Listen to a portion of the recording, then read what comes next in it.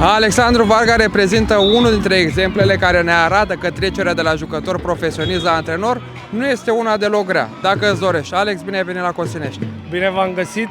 Da, într-adevăr, nu e grea trecerea, însă lucrul cu copiii, trebuie să spunem, este foarte,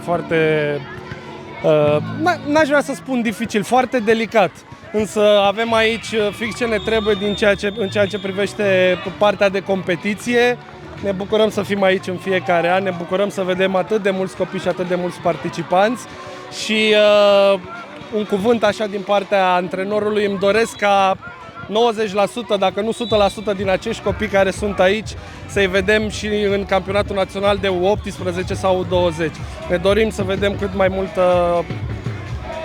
continuitate, ca să zic așa, al acestui fenomen Costinești Mini Basket și Baby Basket. Cu ce sentimente reîntorci la Costinești? Cred că este evenimentul, cel mai așteptat eveniment din calendarul nostru basketbalistic. De ce? De fiecare dată ne bucurăm să fim aici, să ne întoarcem cu copiii pe care îi vedem că se distrează și cred că energia asta pe care o au ei și zâmbetul acesta pe care îl au pe buze când aud de Costinești este motorina noastră a antrenorilor de care avem nevoie în această perioadă. Un sentiment minunat și cred că dacă 20 de ani de acum încolo va fi Costineștiul, puneți-mă pe listă că voi fi aici în fiecare an.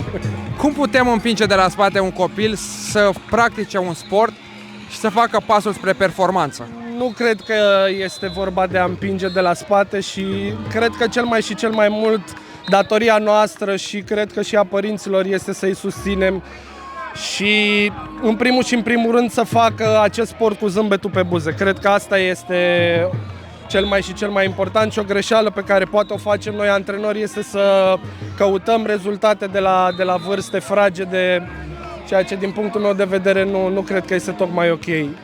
Pentru început ar fi bine ca noi antrenorii și părinții, susținătorii noștri de acasă să îi împingem, cum ai spus tu, pe copii, doar că acest împins ar trebui să fie mai mult o susținere și mai mult, nu știu, un motto, așa, play with heart, play for fun. Cred că despre asta e vorba la vârstele fragede și cred că asta ne lipsește unora. Alex, și în final spune-ne cum e fără timp liber, pentru că știm că tu călătorești, aici echipa națională de fete, acum te vedem aici la Costinești cu alte fetițe. Tocmai ce m-am întors din Turcia cu fetele de U14 de la turneul IDF. E frumos, dar asta este meseria noastră, cu asta trăim și asta ne dă energie. Faptul că suntem alături de copii și că putem face ceva pentru copii, pentru mine este mai mult decât un concediu.